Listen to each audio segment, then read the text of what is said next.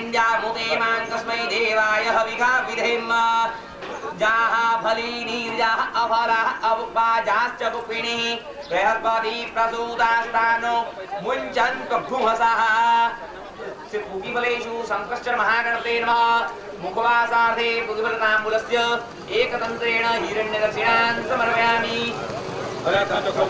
भगवान् आरात्रिपार्थिव घूरजः पितुरप्रायिदामभिः दिवः सदा घूसि बृहति आरती उतारो विदिष्टथ आत्वेखं वर्तते तमः श्री शंकर पुगिबलेषु शंकरश्च महागणपते नमः कर्पूर अक्षतैः पुष्पैः देववन्दनमजात्मा फूलपक्षिराज्ञे वन्दे ब्रह्म विवाह वन्दे वन्दे देवं लक्ष्मी वन्दे हरिं वन्दे वन्दे सिद्धार्थदेवता पुगिबलेषु शंकरश्च महागणपते नमः हस्तैः प्रतिवन्दनं भगवान्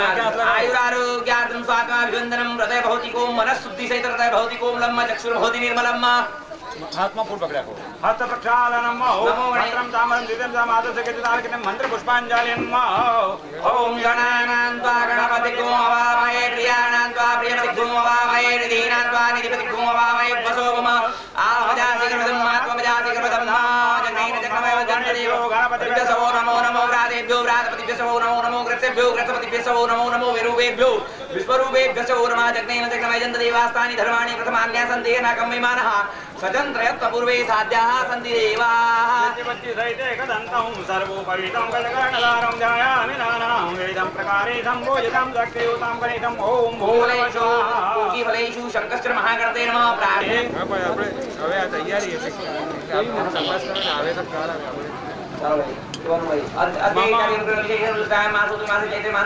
कृष्णपक्षे सप्तम्यायां तिथौ शनैश्चरमासे मम सूदस्य उपनयन धारणाख्यान कर्मणि मन चित्त वृत्ति दोष परिहार द्वारा भुक्ता भुक्त दुष्टा दुष्ट पीड़ा येन केन प्रकारेण संहारित पापानां तद्दोष निवृत्ति अर्घं अद्यदिने गोमूत्र प्राशन वहं करिष्ये जो भाई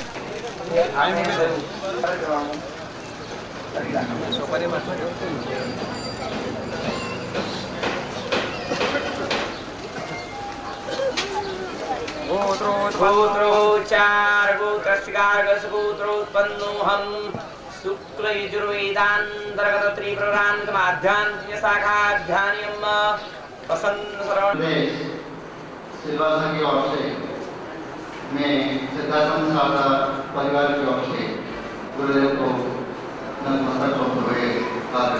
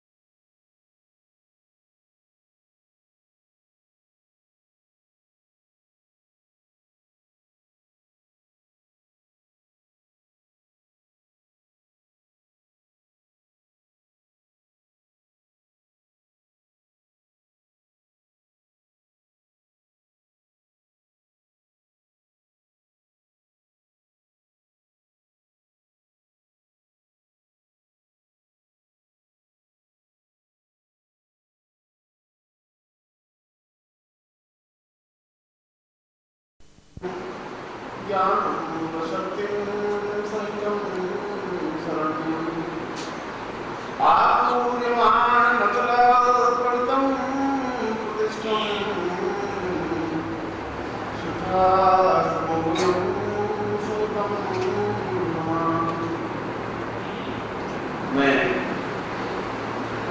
पूर्ण ऋषि तुल्य बनकर और जीवन की इस आपाधापी, जीवन की भागदौड़, जीवन की छल कपटमयी, स्वार्थमयी वातावरण और परिस्थितियों के बीच में मैं कुछ क्षण बैठकर सिद्धाश्रम के उन समस्त योगियों और ऋषियों साधुओं और सन्यासियों की उपस्थिति और आशीर्वाद को लेकर कुछ ऐसी साधनाएं संपन्न करने बैठा हूं जिसके माध्यम से मैं अपने जीवन की न्यूनताओं को दूर कर सकूं और जीवन की पूर्णता प्राप्त कर, जैसा कि शास्त्रों में कहा गया है कि धर्म काम मोक्ष उन चारों पुरुषार्थों को प्राप्त करता हुआ उस सत्य को, उस ब्रह्म को प्राप्त कर सकूं जो कि हमारी सारी पीढ़ियों का एक लक्ष्य और चिंतन था। मैं आपको ऐसे आशीर्वाद दे रहा हूं कि आप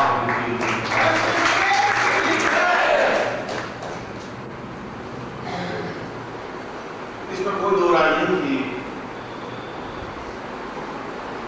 मैं जीवन में आपके सामने बैठने से पहले यहाँ जितने भी भारतवर्ष में मत मतांतर हैं, जितने भी संप्रदाय हैं, जितने भी धर्म हैं, जितनी भी संस्थाएं हैं, उन सबको मैंने बहुत खुली आंखों से देखा है, पढ़ा है, अनुभव किया है। इस बात को महसूस करने के लिए कि वास्तविक सत्य क्या है और सत्य एक होता है, सत्य दो नहीं हो सकते। झूठ तो चार हो सकते हैं। ये झूठ हो सकता है कि जब मुझे झूठ बोलना है तो बोल दूंगा कि बम्बई से आया हूँ, और झूठ बोलना है तो बोल दूंगा कि मैं अहमदाबाद से आया हूँ, और झूठ बोलना होगा तो बोल दूंगा सूरत से आया हूँ, क्योंकि मैं झूठ बोलने के लिए कोई भी जगह बता सकता हूँ। मगर सत्य तो एक ही है कि मैं सिलवासा से आया हूँ, अगर तो मैं सत्य तो एक ही सिलवासा ही आया हूँ, फिर मैं तीन चीजें नहीं बोल सकता। इसलिए जितने भी मत मतांतर हैं वो अलग अलग जरूर हो सकते हैं, सत्य एक है। और सत्य क्या है, इस बात को ढूंढने का प्रयत्न प्रत्येक ब्राह्मण पुत्र को, प्रत्येक साधक को करना चाहिए। और ब्राह्मण का मतलब ये नहीं कि जो ब्राह्मण के घर में पैदा हो वो ब्राह्मण। ब्राह्मण का मतलब है जिसमें भी ब्रह्म को पहचानने की इच्छा है, जागृति करने की इच्छा है, अपने अंतर को जागृत करने की इच्छा है, वो ब्राह्मण। ब्रह्म जागृति सब ब्राह्मण। विश्वामित्र क्षत्रिय थे और पूर्ण धनुष्मान रखते थे, शुद्ध ब्रह्मर्षि थे। तो ब्राह्मण के लिए कोई किसी प्रकार का लेबल लगना जरूरी नहीं है। मगर जीवन के इतने लंबे चौड़े फलक में, जितने इतिहास में मैंने उन सारे संप्रदायों को देखा, उनके साथ रहा, उन गुरुओं को देखा जो बड़े लंबे कपड़े पहने हुए थे, उन अहंकार की पूरी मूर्ति को देखा कि जो 150 किलो वजन की बैठी हुई है मंच पर, मगर जिसको अहंकार से अलावा कुछ है ही नहीं। गरुड़ देखा उन्हें, घमंड देखा उन्हें, और यह सब कुछ देखने के बाद मन वितृष्णा से भर गया।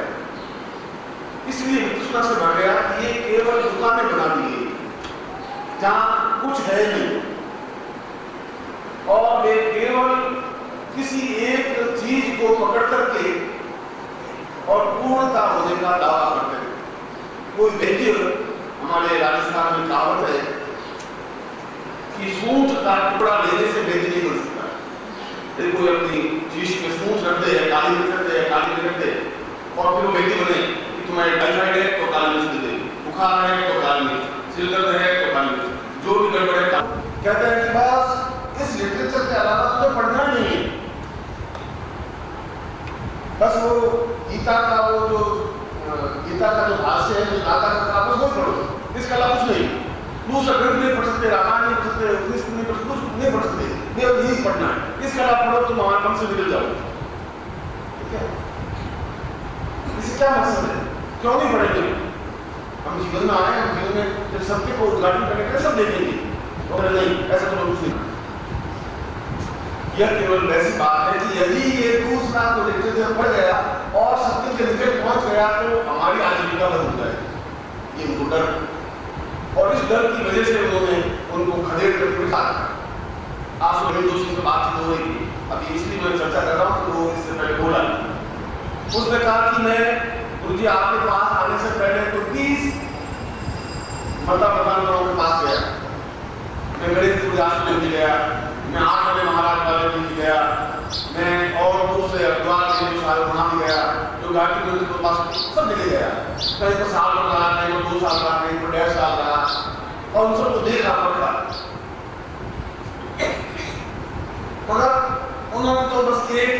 ये पुस्तक है, इसी पुस्तक को पढ़ना है। सुबह उठना, शाम को उठना, रात को उठना, इसका कुछ करना ही नहीं।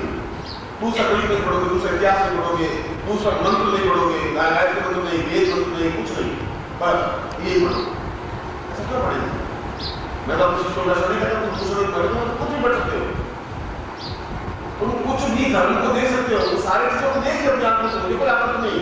अगर यहाँ सोना बिल्कुल खरा है तो उसको अटेनमेंट करने की जरूरत नहीं है। वो सोना भी सोना है, और आज भी सोना है, 200 साल बाद भी सोना रहेगा, उसमें घबराहट नहीं, उसमें कोई तकलीफ नहीं। भीतर वाले को तकलीफ हो सकती है कि क्या होगा,